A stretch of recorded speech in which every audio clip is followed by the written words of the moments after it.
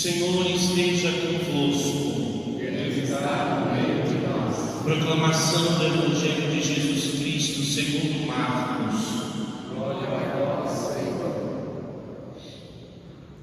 Naquele tempo, Jesus tomou consigo Pedro, Tiago e João e os levou sozinhos a um lugar à parte, sobre uma alta montanha, e transfigurou-se diante deles.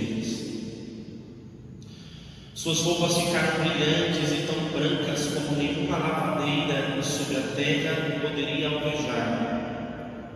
Apareceu-lhes Elias e Moisés, e estavam conversando com Jesus. Então Pedro tomou a palavra e disse a Jesus: Mestre, é bom ficarmos aqui. Vamos fazer 3 tendas, uma para ti, outra para Moisés e outra para Elias. Pedro não sabia o que dizer, pois estavam todos com muito medo. Então desceu a nuvem e os encobriu com uma sombra, e da nuvem saiu uma voz: Este é o meu filho amado, escutaram o que ele diz. E de repente, olhando em volta, não viram mais ninguém, a não ser somente Jesus com eles. Ao descerem da montanha, Jesus ordenou que não contassem a ninguém o que tinham visto, até que o Filho do Homem tivesse ressuscitado dos mortos. Eles observavam esta ordem, mas comentavam entre si o que queria dizer ressuscitar dos mortos. Palavra da salvação. Glória a vós, Senhor.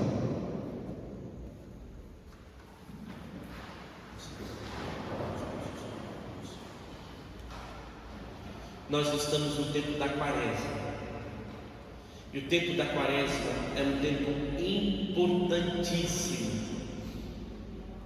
Porque este tempo nós somos chamados a olhar para nós, para o nosso coração, para a nossa vida, reconhecer os nossos erros, reconhecer as nossas falhas e pedirmos a Deus a graça de arrepender e recomeçar.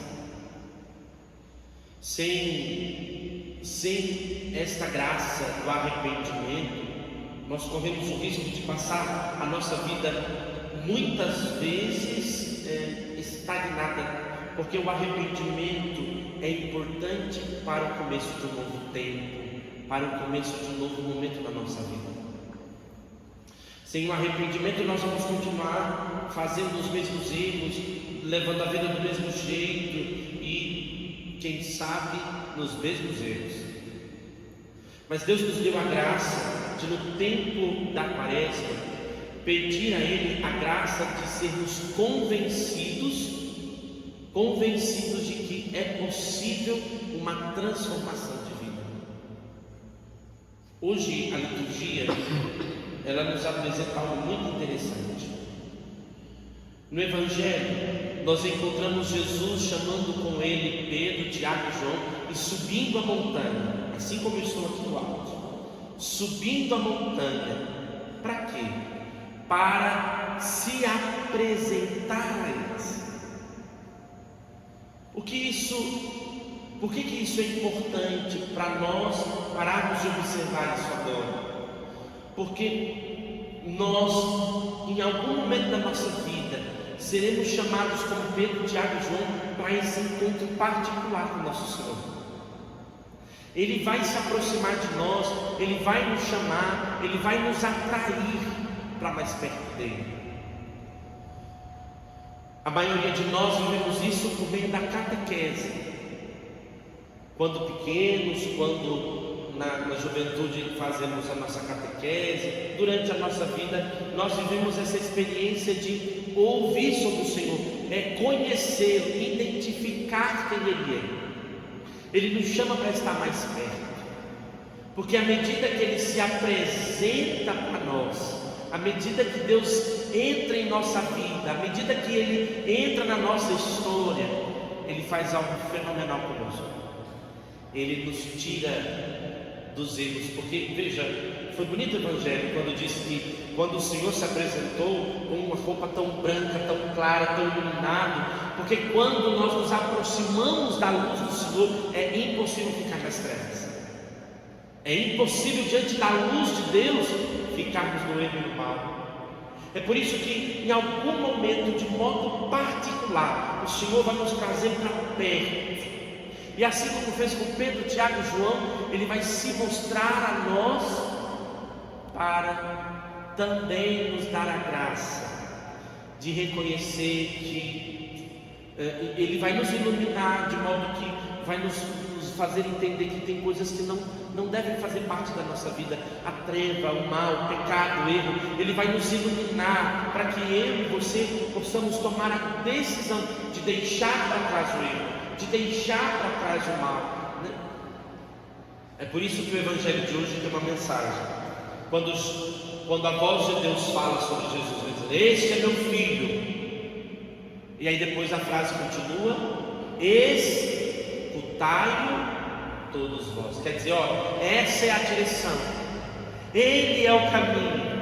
Olha para Ele, mira nele, põe os teus olhos nele, põe o teu coração nele e deixa Ele conduzir o teu caminho, conduzir a tua estrada, de modo que as coisas que estão fora do lugar, elas precisam sair, para que você possa retomar o fôlego, para que você possa ressuscitar, para que você possa assumir uma nova vida.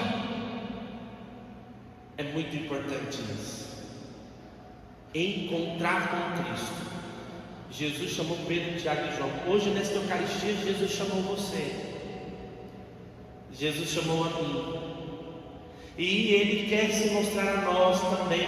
E mostrando-se a nós, Ele nos chama a deixar para trás o pecado, o erro e o mal, que talvez são as coisas que nos paralisam. Talvez não, com certeza são as coisas que nos fazem estagnar no caminho. Deus te chama à parte, Deus te chama para perto, Deus quer estar com você para te ajudar a ver quem Ele é e também te mostrar quem é você. A primeira leitura é forte, porque nós vemos a prova de fé de Abraão. Depois que nós nos encontramos com a pessoa de Cristo, depois que nós abraçamos a fé nele, depois que deixamos Ele mostrar para nós a direção, agora nós vamos viver o segundo momento, importante momento, a prova da fé. Você já passou por uma prova de fé? Você já foi levado à prova? Você já sentiu a sua fé testada? Foi o que aconteceu com Abraão. Abraão não tinha outro filho. O filho da promessa era Isaac. E ele o amava muito. Então Deus disse: então pega seu filho e sobe a montanha. Imagina isso. Quem é pai aqui sabe muito bem. Imagina se Deus dissesse assim: pega teu filho, pega uma bainha, vamos junto, porque lá em cima você vai me entregar. É lógico que Deus não queria o sangue do filho, é lógico que Deus não queria que matasse Isaac, mas Deus queria saber a quem pertencia o coração de Abraão. Às vezes na nossa vida, quando encontramos com Cristo, Ele mostra para nós a quem pertence o nosso coração, e nós vamos viver a vida de acordo a quem o nosso coração pertence. Se o nosso coração pertence ao erro e ao pecado, nós vamos viver uma vida assim, presa ao erro e ao pecado. Se a nossa vida pertence a pessoas, se nós colocamos pessoas no lugar de Deus, nós vamos viver uma vida assim, presa, dependente dessas pessoas. Mas se a nossa vida, se nós buscamos amar a Deus sobre todas as coisas, Ele vai nos ensinar a conduzir tudo. Ele vai nos ensinar a viver no mundo. Ele vai nos ensinar a não deixar o pecado nos perder. Ele vai nos ensinar como devemos andar. E olha o que acontece com Abraão. Olha o que acontece com ele. É chamado a montanha também. E lá ele amarra o filho na lenha pega a faca a ponto de matar o filho, porque o Senhor diz: eu quero que você então faça o sacrifício do seu filho por mim. Mais uma vez, Deus não queria sangue, Deus queria o coração de Abraão. Aonde o teu coração está? Aonde o teu coração tem sido ancorado? Quem é o dono do teu coração?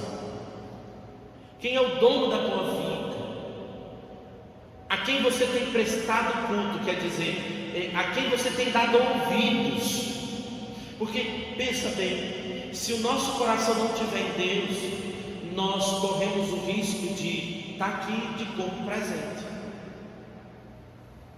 E estar de corpo presente é estar aqui ouvindo a mensagem, olhando os lustres, os desenhos, a imagem, o padre que fala alto, não deixa ninguém dormir. A gente vai estar aqui, mas o nosso coração não estará aqui. A quem pertence o teu coração? Corações ao alto, nosso coração está em Deus. É isso que nós repetimos em toda a missa. Se o nosso coração estiver em Deus, as provas de fé virão para nos fortalecer enquanto homem e mulher de fé. Se o nosso coração estiver em Deus, as tribulações, a doença, o teste, até mesmo as ações do mal contra nós, não nos derrubar. Nos curvar pode ser, mas derrubar não, porque tudo isso vai nos forjar para nos tornar mais fortes, vai nos deixar mais homens e mulheres de mais fé. Mas se o nosso coração não estiver em Deus, se o nosso coração não estiver no Senhor, se nós não deixarmos que Deus faça parte da nossa vida e não deixarmos Deus nos formar como fez com Pedro, Tiago e João, nós corremos o risco de nos deixar levar pela vida, nós corremos o risco de não mudar. Mas se nosso coração estiver em Deus, Ele mesmo vai nos chamar a uma nova postura, Ele mesmo vai nos ensinar o caminho, Ele mesmo vai nos fortalecer, Ele mesmo vai nos ensinar em que nós precisamos gastar as nossas forças. Ele será providência para nós, como foi para Abraão. Deus foi providência, não matou o filho, fez com que aparecesse um cordeiro ali, e Ele sacrificou o cordeiro e não o filho. Quando o nosso coração está em Deus, Ele providencia aquilo que nós precisamos. Mas se o nosso coração não estiver nele, se nós não estivermos voltados os olhos para Deus, as situações vão nos levar e vão nos fazer mesmo perder a força, o fôlego, o ânimo, a coragem, a disposição, a fé. E alguém sem fé é alguém abatido. E alguém sem fé é alguém desanimado. E alguém sem fé anda sem esperança.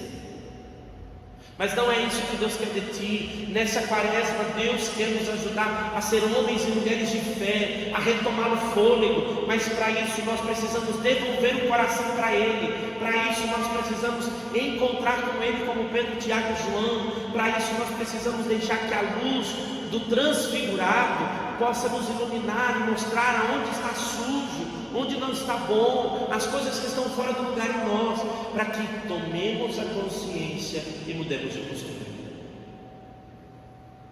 Este é meu filho amado, escutai-o, prestai atenção, veja como ele é, façam como ele está dizendo, sigam os passos dele. Se nós seguirmos os passos de Jesus, Deus providenciará sempre para nós aquilo que precisamos. É lógico que não no nosso tempo, não no nosso tempo, né? O nosso tempo às vezes não é o tempo de Deus, e Deus se utiliza do nosso tempo para nos forjar bem, para nos deixar fortes. Então, hoje, nesse segundo domingo do tempo da quaresma, o que nós podemos de fato pedir ao Senhor? Arrependimento, voltar a encontrar com Ele, se aproximar dele de novo e colocar o nosso coração nas mãos dele.